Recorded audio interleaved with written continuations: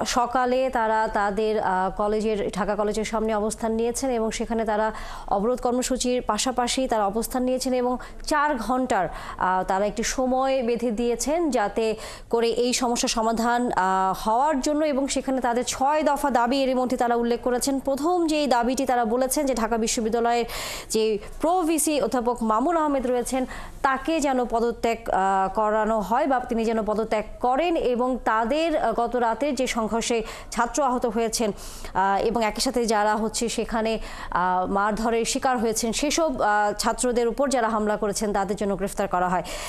তা না হলে আজকে বিকেল ৪টার পর তারা আবারও নতুন কোনো কর্মসূচি দেবেন, সেই ঘোষণা তারা এখন পর্যন্ত দিয়েছেন। এবং সর্বশেষ সেখানকার খবর আমরা জানবো, আমাদের সহকর্মী সাজিদ সরকার যুক্ত হয়েছেন, কারণ ঢাকা বিশ্ববিদ্যালয় এবং সরকারি ৭ কলেজের শিক্ষার্থীদের মধ্যে সংঘর্ষের পর ঢাকা বিশ্ববিদ্যালয়ের উপাচার্য অধ্যাপক নিয়াজ আহমেদের সাথে ৭ কলেজের অধ্যক্ষদের একটি বৈঠক হবার কথা রয়েছে।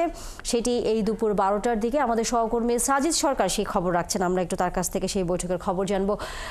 সাজিদ, বৈঠকের সর্বশেষ কি খবর? এবং এর মধ্যে নিশ্চয়ই আপনিও জেনেছেন যে ৭ কলেজের শিক্ষার্থীরা তারা সংবাদ সম্মেলনে জানিয়েছেন যে ঢাকা বিশ্ববিদ্যালয়ের প্রো ভিসি মামুন আহমেদের পদত্যাগ করতে হবে, তা না হলে আরও কঠোর আন্দোলনে তারা যাবেন। ৪ ঘন্টার তারা আলটিমেটাম দিয়েছেন এই সকল সিদ্ধান্ত বাস্তবায়নের ক্ষেত্রে। সবকিছু মিলে আপনার কাছে সর্বশেষ কি তথ্য আছে?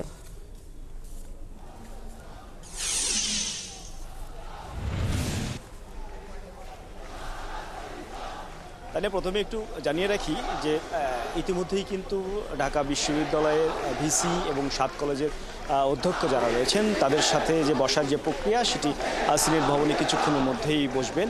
তবে এর আগে আমরা ঢাকা কলেজের বা যেখানে ৭ কলেজের শিক্ষার্থীরা তারা কিছুক্ষণ আগে গণমাধ্যম কর্মীদের সামনে তাদের যে দাবি, সেই নতুন কিছু দাবি যুক্ত, এর আগে যেগুলো বলছিলাম যে সেই নতুন কিছু দাবি তারা কিন্তু আসলে যুক্ত করে তারা কিন্তু ইতিমধ্যেই তাদের বিক্ষোভ যে সমাবেশ সেটি কিন্তু চালিয়ে যাচ্ছেন। তারা বলছেন যে গতকাল যে উদ্ভূত পরিস্থিতি হয়েছিল, অর্থাৎ ঢাকা বিশ্ববিদ্যালয়ের পুরো ভিসি শিক্ষা তার সাথে যখন ৭ কলেজের শিক্ষার্থীরা দেখা করতে যায়, ঠিক সেই মুহূর্তে সেই সমস্ত শিক্ষার্থীদের সাথে যে যিনি খারাপ ব্যবহার করেছিলেন, অসদাচরণ করেছিলেন, সেই ঘটনার আগে বিচার করতে হবে, সেই বিচার, এবং তাকে নিঃশর্ত ক্ষমা চাইতে হবে। এর পরবর্তীতে তারা আসলে নিঃশর্ত ক্ষমার পাশাপাশি অন্যান্য যে দাবি সেই দাবিগুলো পূরণ চাইতে চাচ্ছেন।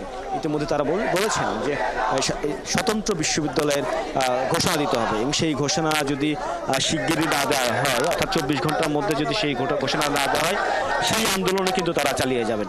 এবং সেই আন্দোলনের কথা আমরা শুনছিলাম। একই সাথে সন্ধ্যার পর থেকে যখন আসলে দুই পক্ষের অর্থাৎ ঢাকা বিশ্ববিদ্যালয় ঢাকা কলেজের শিক্ষার্থীদের যে মুখোমুখি অবস্থান ছিল, সংঘর্ষ হয়েছিল, ধাওয়া হয়েছিল, ঠিক সেই মুহূর্তে নিউ মার্কেট থানার এবং নিউ মার্কেট জোনের যিনি এসি ছিলেন, অর্থাৎ অ্যাসিস্ট্যান্ট পুলিশ কমিশনার ছিলেন, একই সাথে ভারপ্রাপ্ত কর্মকর্তা ছিলেন থানার, তাদেরকে আইনের আওতায় আনা এবং প্রত্যাহার করে তারা যে এই ঘটনায় জড়িত ছিল কিনা, শিক্ষার্থীদের উপর হামলা করেছে, সেই হামলায় যারা আসলে জড়িত, সেই প্রত্যাহার পর তাদেরকেও তদন্তের আওতায় আনতে হবে। অর্থাৎ এই পুলিশ কর্মকর্তা যারা সে সময় দায়িত্বে ছিলেন তারা আসলে সেটি কার ইন্ধনে করেছেন, এবং কেন ৭ কলেজের শিক্ষার্থীদের উপর হামলা করেছেন, যেহেতু কলেজের মধ্যে হামলা ছিল, সেই বিচার করতে হবে। অর্থাৎ তাদেরকে প্রত্যাহার করে সেটি তদন্তের আওতায় এনে তারপরে তাদেরকে বিচার আনার দাবি জানিয়েছেন। একই সাথে বলা হয়েছে যে প্রধান উপদেষ্টা, শিক্ষা উপদেষ্টা সহ অন্যান্য উপদেষ্টাদের সাথে ঢাকা বিশ্ববিদ্যালয়ের ভিসি এবং ৭ কলেজের অধ্যক্ষের তারা সমন্বয় চাইছেন, এবং সমন্বয়ের মাধ্যমে একটি সুষ্ঠু অবস্থানে আসা, এর মাধ্যমে এই যে একের পর এক তারা ২০১৭ সাল থেকে তারা আন্দোলন চালিয়ে যাচ্ছেন, এটি আসলে তারা চাচ্ছেন না, এটি একটি সমাধানে আসা দরকার। এবং সেটি যদি দ্রুত আসা না হয়, সেটি তাদের যে আলটিমেটাম দেওয়া হয়েছে ৪ ঘন্টা পর, সেই আলটিমেটামে তারা ফিরে যাবেন, অর্থাৎ কঠোর আন্দোলনের হুঁশিয়ারি দেওয়া হয়েছে। তানিয়া।